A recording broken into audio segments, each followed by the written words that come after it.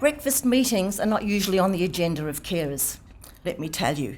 So I obviously agreed to do this talk before they told me what time I had to be here. So, thank you everybody for that. I was lucky to be able to get a carer to come in and shower my son this morning, otherwise I wouldn't have made it. I'm a carer for my son Simon. Simon has an intellectual disability, autism, and 10 years ago was diagnosed with bipolar disorder. I think the bipolar disorder has been the hardest of all to deal with. Simon is non-verbal and therefore unable to communicate his feelings, so it has been difficult to adjust his medication to assist with his mood swings. Simon now has 20 days of depression where he wants to sleep all the time, followed by 20 days of manic behaviour where he refuses to go to bed and will probably get 3 or 4 hours sleep a night, including myself. So what can I tell you about caring for Simon? When Simon was born, he was one of the first children to have a disability in our Lebanese family and community here in Melbourne. It was such a shock for everyone at the time. In fact, some people in my community kept their babies away from Simon for many years, thinking that Simon's disability was contagious. There are a lot of superstitions around disability in some ethnic communities at that time, but thank God we have moved on from that, and people are now more aware and much more educated. We love Simon dearly.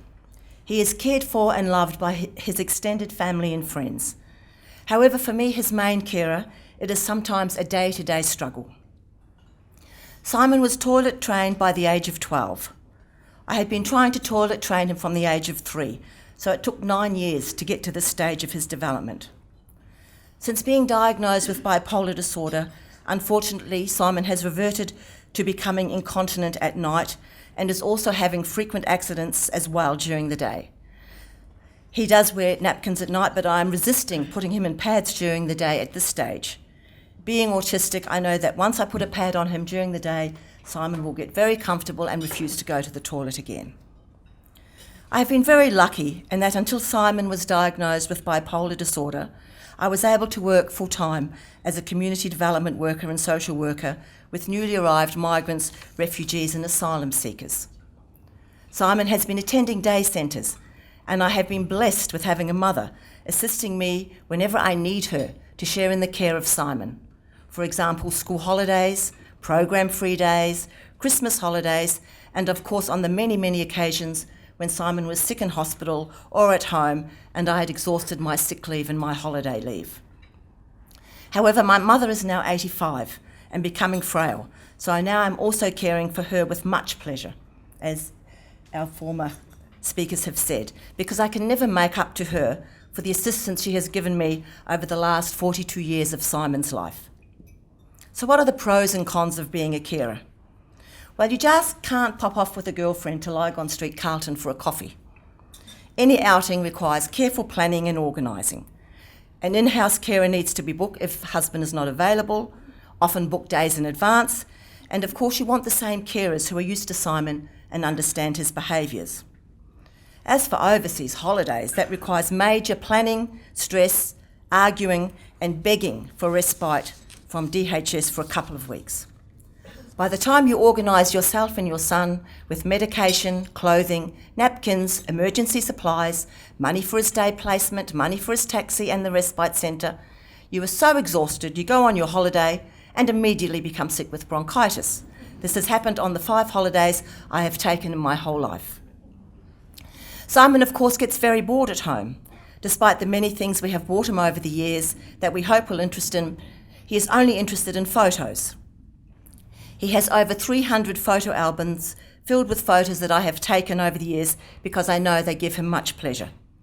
And of course going for long drives but not stopping to do any shopping on the way. So it is very hard to entertain and keep Simon happy.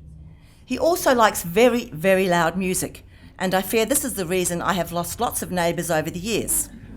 Plus, of course, being non-verbal, he tends to yell and scream quite a bit. It is difficult taking Simon out if he is one of those loud screaming moods. Also, if I'm feeling tired and vulnerable and haven't slept, which is quite often, and people start staring at him. Sometimes I feel unable to cope and just return home without doing the shopping that I need. I know people don't mean to stare at us, and of course young children get scared of him when he is quite verbal, but that doesn't make it easier for us when we're having community outings. But there are so many positives to being the mother of Simon. When Simon was younger, I was worried that I wasn't spending enough time with his two younger siblings. I was concerned that maybe they were feeling neglected and resentful of Simon. So I sent them to a Noah's Ark siblings group, where siblings of disabled children are counselled and assisted to understand their disabled sibling. When I went to receive the assessment of my two sons, the coordinator of the group congratulated me for having two very well-adjusted sons who loved their brother and had absolutely no issue with him. To this day, at the age of 40 and 36, they offer to care for him and take him to their homes. I know for a fact that when they were taking out girlfriends, one of the first criteria was that those girlfriends were able to like Simon and have them around. Surely that is a blessing and a positive. I have also developed qualities that I may never have had: patience, compassion for others, understanding, and also strength to advocate as much as I can for Simon's needs. When Simon is in respite, my husband and I feel lost. We swear we can hear his voice throughout the house and often get up and look just in case he suddenly made himself back to the house. He's managed to get back home. Simon does understand a lot of things. I recently had a full knee replacement, and his father brought him to the hospital to visit me. He just looked at me the whole time without yelling or screaming. And when I came home, he was on his absolute best behaviour and knew I was unable to care for him and I needed carers to assist me. However, like all ageing parents, we are now facing the dilemma of where Simon will spend the rest of his life when we are unable to care for him. Simon has been on a waiting list for permanent, supported accommodation since he was 16 years old. So it is obviously a long waiting list. I recently submitted a new application, but in reality, I have no idea if and when my son will get suitable accommodation. We want him placed as soon as possible so that we are around to make him understand that he can come home all the time, but that he lives and sleeps at his new home. I know I am blessed and lucky to have Simon and all the support that I have received over his life so far, and that I have managed almost to be a competent carer and advocate for his needs.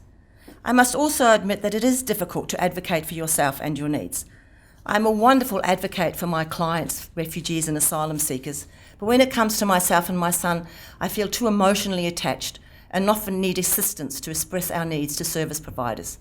And we are fortunate in this country that there are services that offer this assistance to carers and parents. And of course, the association that spoke previously, Carers Australia and Carers Victoria, is one of those great associations. My future fear is echoed by so many ageing carers in Australia. And while many of us are hoping that the NDIS will be the answer, I don't think we are all that confident that our child's needs and our needs will all be met. In the meantime, we do our best, hope and pray that we don't get ill and still get great pleasure from having Simon in our life. Thank you.